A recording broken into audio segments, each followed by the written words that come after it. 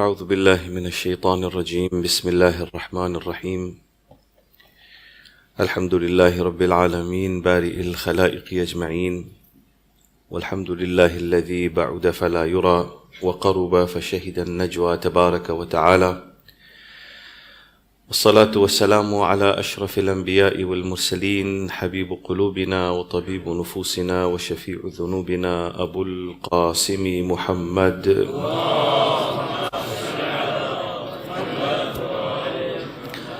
وعلى أهل بيته الطيبين الطاهرين المعصومين الذين أذهب الله عنهم الرجس وطهرهم تطهيرا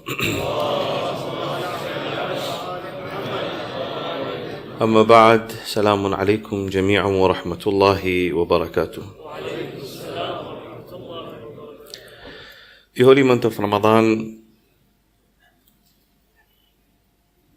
is a month of Quran, is a month of reflection, is a month where Allah subhanahu wa ta'ala wants us to understand that He revealed this book of Quran in this holy month of Ramadan.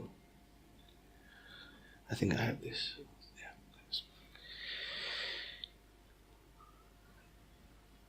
In Surah Al-Baqarah, Allah subhanahu wa ta'ala says, شهر رمضان الذي أنزل فيه القرآن. It is the month of Ramadan in which Allah subhanahu wa ta'ala revealed the Quran. And then He carries on and explains why the Quran has been revealed. هُدًى لِلنَّاسِ وَبَيِّنَاتٍ مِّنَ الْهُدَى وَالْفُرْقَانِ. The important aspect of the holy month of Ramadan is that it is this book of Allah subhanahu wa ta'ala that has been revealed. In another verse, Allah subhanahu wa ta'ala wants us to understand, إِنَّا أَنزَلْنَاهُ فِي لَيْلَةِ الْقَدْرِ. We revealed this book on the night of Qadr.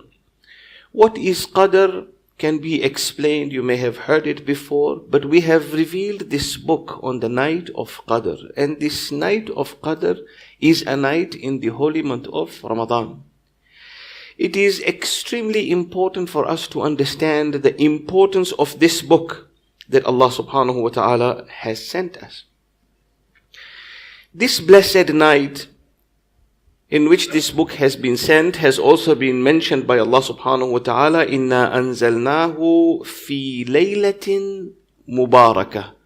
We have revealed this book of Allah subhanahu wa ta'ala on a blessed night. So within this holy month of Ramadan, there is a night which is a blessed night.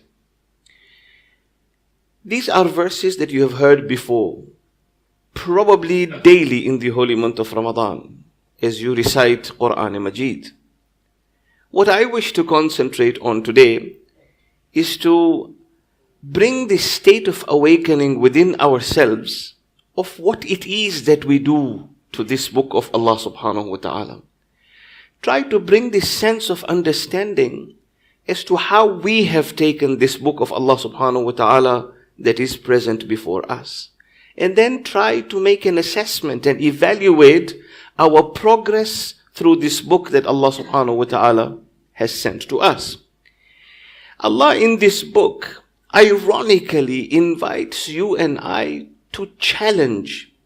He invites us to various challenges.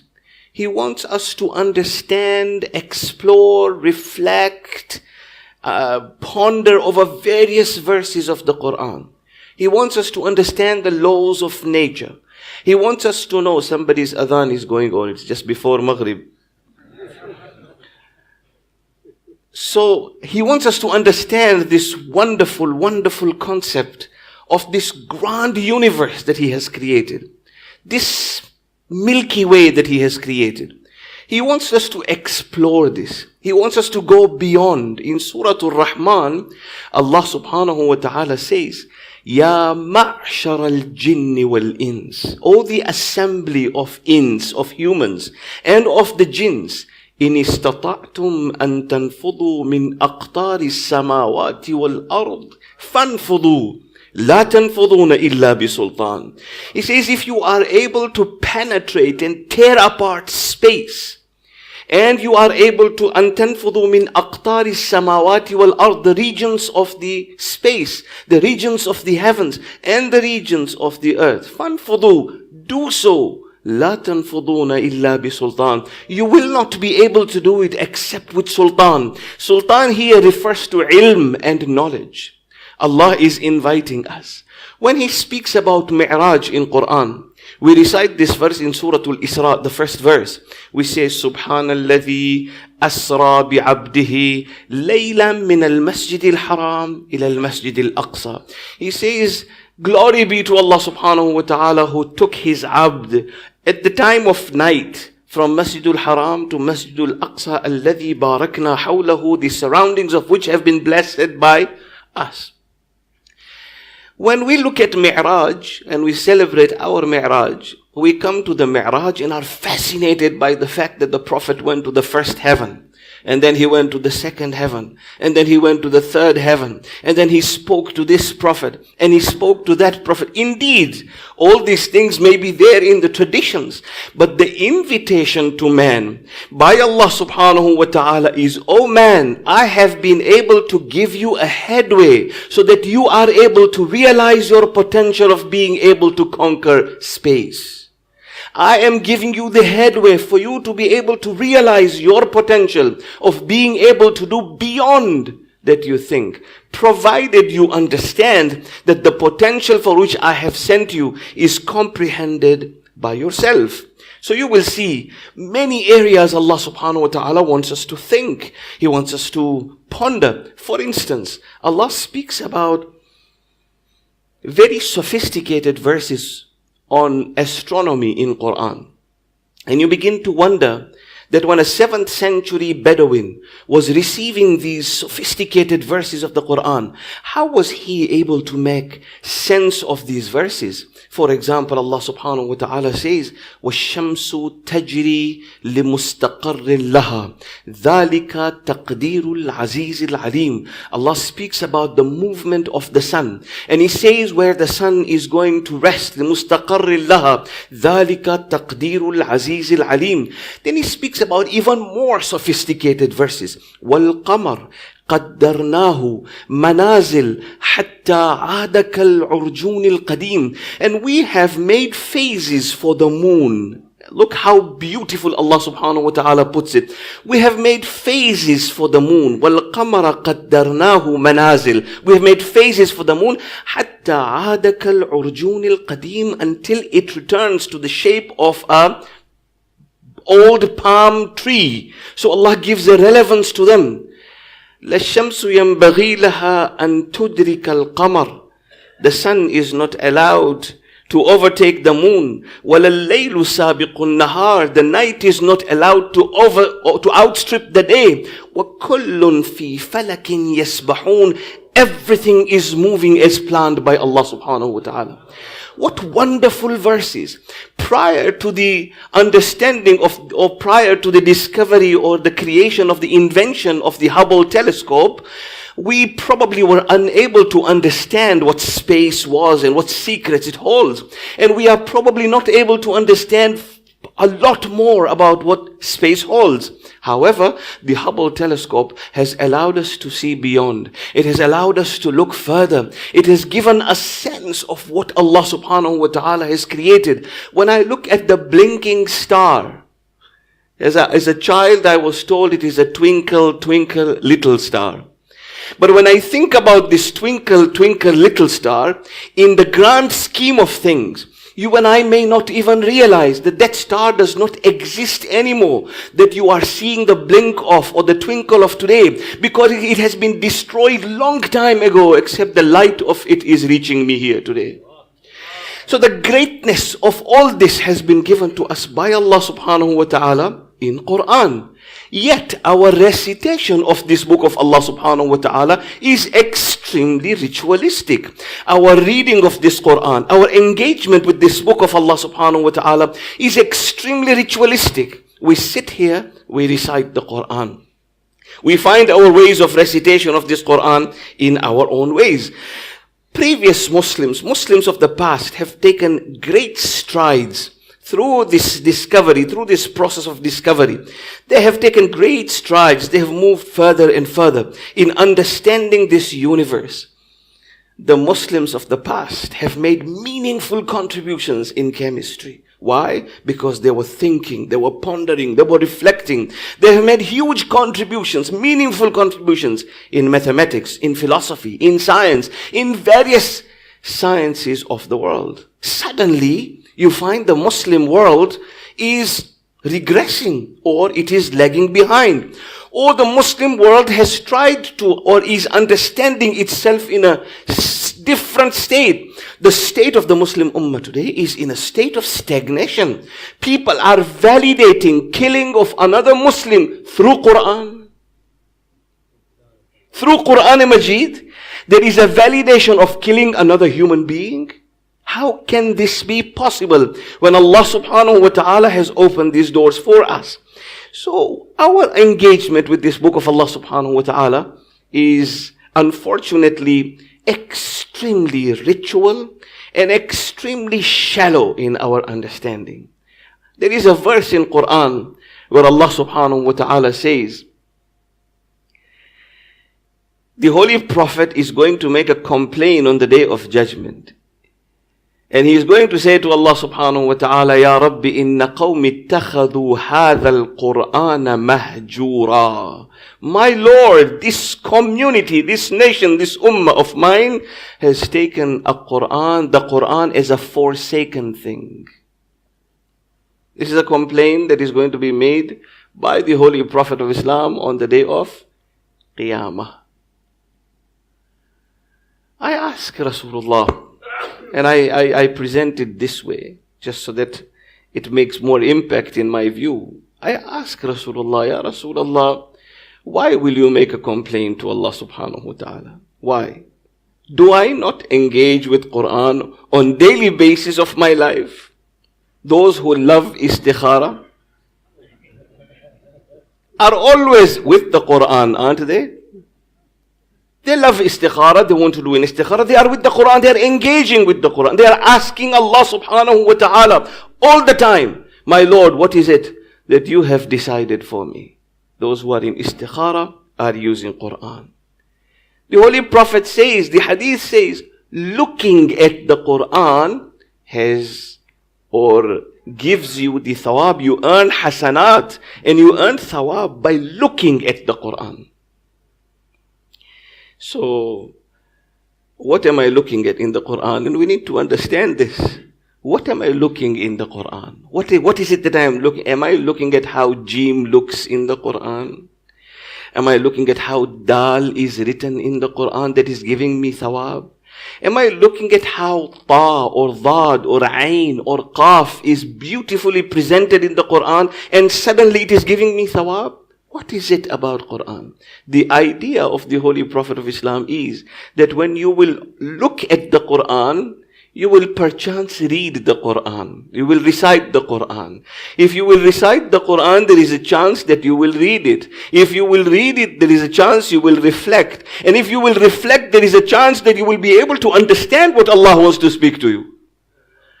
Just looking at it is not the meaning of what the Holy Prophet wishes to say. Yet our engagement with the Quran is like this. Every meeting that I have attended in my life has started with Quran, even if I am plotting a plan against someone. But I am starting my meeting with recitation of Quran. See how ritual it becomes. Even if I have horrible thoughts in my mind, I am still starting with Quran. Every program starts with Quran Majid. What have I learned through this book of Allah subhanahu wa ta'ala? Fatiha Khani, someone passed away. He's no more. We are told to come to do the Fatiha Khani. So we come to the Fatiha Khani to recite the Quran. There are 30 siparas kept there. I come, I pick up one, I come and sit down and I am reciting until time is up and I am told it's over. The sawab of this goes to the marhum. What did you learn from it? Nothing. I just recited this book of Allah subhanahu wa ta'ala. Quran Khani. For 50 years of my life, My mother pushed me to come and attend the Ramadan classes or Quran Khani and recite it. Initially we used to go up and down reciting Quran. Correction. Make a mistake.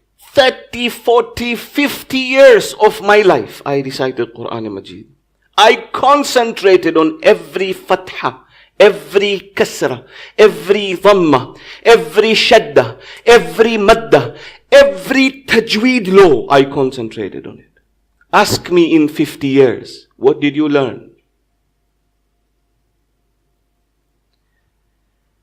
Give me a reflection of one verse of Quran in 50 years. Ask me, and I will tell you, I think I have missed the boat. But I have still kept on, and I am not saying we should not. We should. The idea, this is not the end in itself. This Quran Khani is a means to an end. It is not an end in itself. We are supposed to recite this Quran so that we are able to understand. Allah asks a question, أَفَلَا يَتَدَبَّرُونَ الْقُرْآنَ أَمْ عَلَى قُلُوبٍ أَقْفَالُهَا. Do they not ponder over the Quran, or are their hearts locked?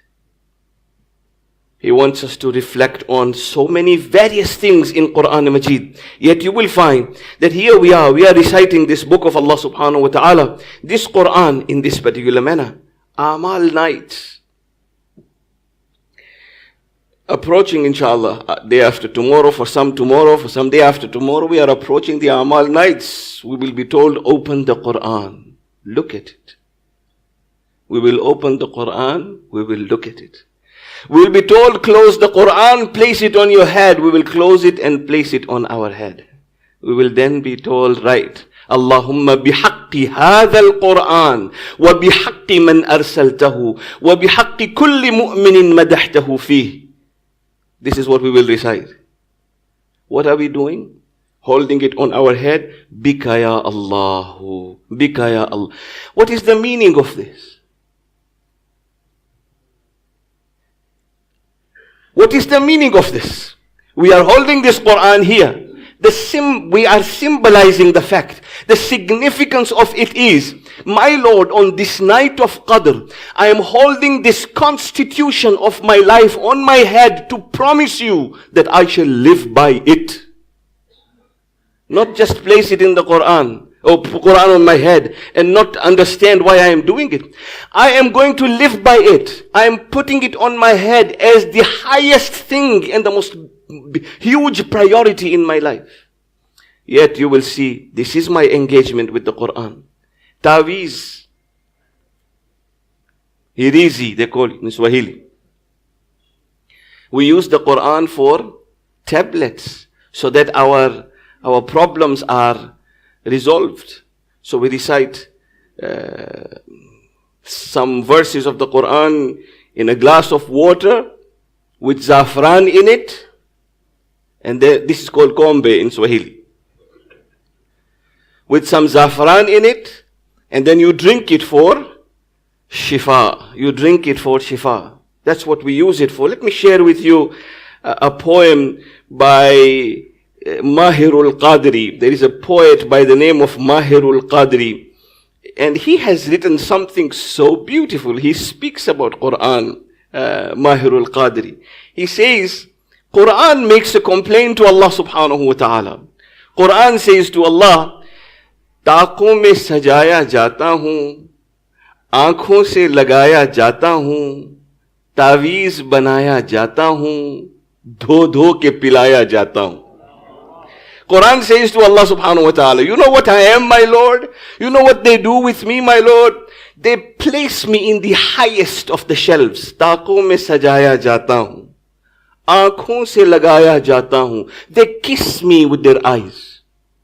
तावीज़ बनाया जाता हूँ. They make तावीज़ of me. No, धो धो के पिलाया जाता हूँ. They wash me and then they drink me. He says, जुज़दान हरीरो रेशम के और फूल सितारे चांदी के, wrapped in silk and embroidered wonderful pieces of cloths is where I am kept. They make embroidered wonderful silk clothes, and that's where they wrap me. जुज़दान हरीरो रेशम के और फूल सितारे चांदी के, फिर इत्र की बारिश होती है, खुशबू में बसाया जाता हूं. Then they put perfume on me. They overwhelm me with fragrance. This Quran is making this complaint. फिर इत्र की बारिश होती है, खुशबू में बसाया जाता हूं. You know when they use me, my Lord? No. He says, you know when they use me, my Lord? जब कौलो कसम लेने के लिए तकरार की नौबत आती है. When they are having some dispute within themselves and now they need to take an oath, फिर मेरी जरूरत पड़ती है, हाथों में उठाया जाता हूं. That's when they need me. That's when they carry me in their hands. This is what I am, my Lord. He then carries on in his beautiful poem and he says, जिस तरह से तोता मैना को कुछ बोल सिखाए जाते हैं. Just like a parrot is taught how to speak. You say anything to a parrot, it will repeat after you. No matter what you say to it, be careful. It just repeats after you. The poet says, Mahirul Qadri says, जिस तरह से तोता मैना को कुछ बोल सिखाए जाते हैं. Just like a parrot is taught how to speak some words, इस तरह पढ़ाया जाता हूं, इस तरह सिखाया जाता हूं. I am taught like this, and I am asked to be read just like a tota. And then he says, किस बज़्म में मेरा जिक्र नहीं, किस उर्स में मेरी धूम नहीं. Where is it? Where is it that I am not mentioned? Which meeting I am not recited? Which gathering? Which wedding? You know, wedding also. I don't know where the tradition comes from. Allah subhanahu wa ta'ala knows. But the bride apparently is supposed to hold Quran and look at it while nikah is being recited. Where the tradition has come from, Allahu a'lam. But I'm sure there must be some sort of a merit in it that I have not come across.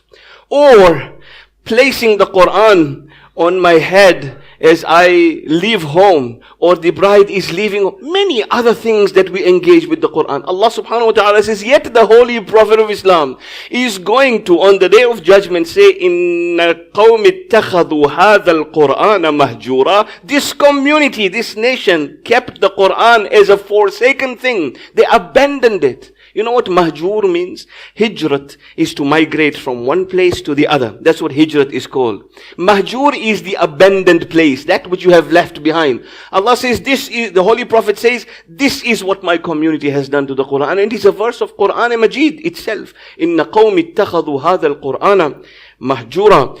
So our engagement with Quran Majid has probably kept us completely away from that reality that Allah subhanahu wa ta'ala wants us to understand.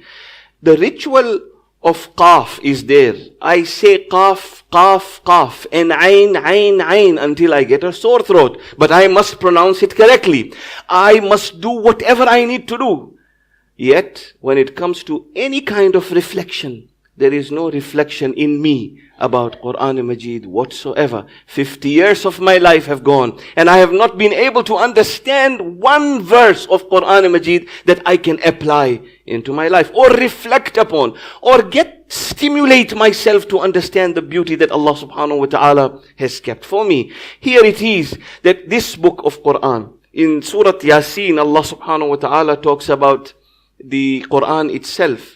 And because it has been revealed in a prose, in a poetic way, Allah subhanahu wa ta'ala wants to tell people that He did not teach the Holy Prophet of Islam sha'iri. So He says to the Holy Prophet of Islam, He says to us in Quran, وَمَا عَلَّمْنَاهُ الشِّعْرَ وَمَا يَنْبَغِي لَهُ إِنْ هُوَ إِلَّا ذِكْرٌ وَقُرْآنٌ مُبِينٌ لِيُنذِرَ مَنْ كَانَ hayya. Amazing. This is ironic.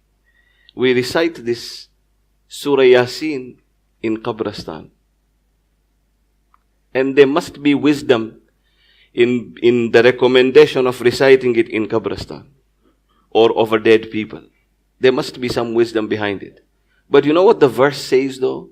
The verse says, وَمَا عَلَّمْنَاهُ الشِّعْرَ. We did not teach the Holy Prophet of Islam sha'iri. وَمَا يَنْبَغِي لَهُ. Nor was that intended. It was not for the Holy Prophet of Islam to learn shairi, nor did we teach him shairi. إِنْ هُوَ إِلَّا ذِكْرٌ. This Quran is a dhikr.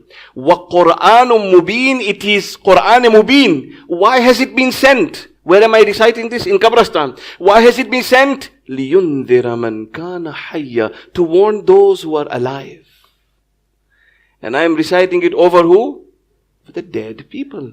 Probably for me to think that, oh man, this book is speaking to you right now. It is talking to you. It is warning you. And that is why you have been told, you will be going to the grave tomorrow. Learn it before you go to the grave tomorrow. Understand it before you go to the grave tomorrow.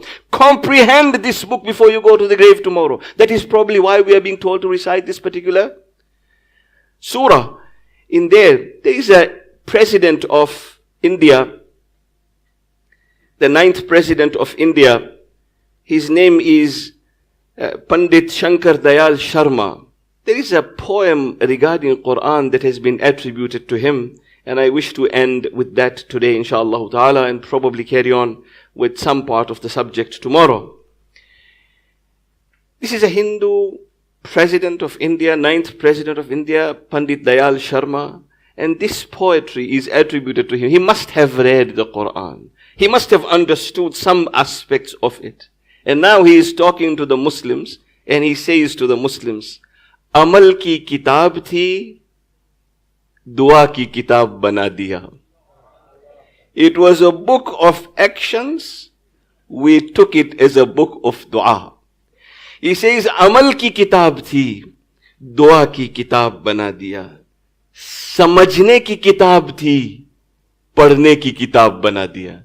It was a book to understand. We left it as a book to read. Zindaon ka manshur tha. It was a book as a code of people who are living, as a code of living. It was a book for us to understand what living actually means. Zindaon ka dastur tha, murdaon ka manshur bana diya. You turned it into the manifesto of the dead. Jo ilm ki kitab thi, उसे ला इल्मों के हाथों में थमा दिया. That which was a book of knowledge was handed over to the people who do not have knowledge. तस्खीर कायनात का दर्स देने आई थी. It came to give the knowledge of the creation. सिर्फ मुर्दाओं का निसाब बना दिया, सिर्फ मदरसों का निसाब बना दिया. You abandoned it to the madrasas for the children to learn. मुर्दा कौमों को जिंदा करने आई थी. He says, मुर्दा कौमों को जिंदा करने आई थी, मुर्दों को बख्शवाने पर लगा दिया. You use this book to get the dead people forgiven when it came to bring an awakening within the living people. And then towards the end, he asks a question and he leaves it at there. He says, "Hey Musalman, ye tumne kya kiya?" Oh Muslims, what have you done? Probably the most profound statement that can ever be made regarding the importance of Quran is when you see after the event of Karbala on a spearhead the head of Hussein reciting Quran. That is when we realize the importance of what this book is. The Holy Prophet said, "Inni tarikun fikum al-thaqalain." I leave behind two weighty things, the book of Allah and the itra of my Ahlul Bayt. And that Quran natiq has been seen on a spearhead reciting Quran. We pray to Allah subhanahu wa ta'ala that He gives us the opportunity to live by Quran, to understand Quran, to comprehend Quran. Wassalamu alaikum wa rahmatullahi wa barakatuh.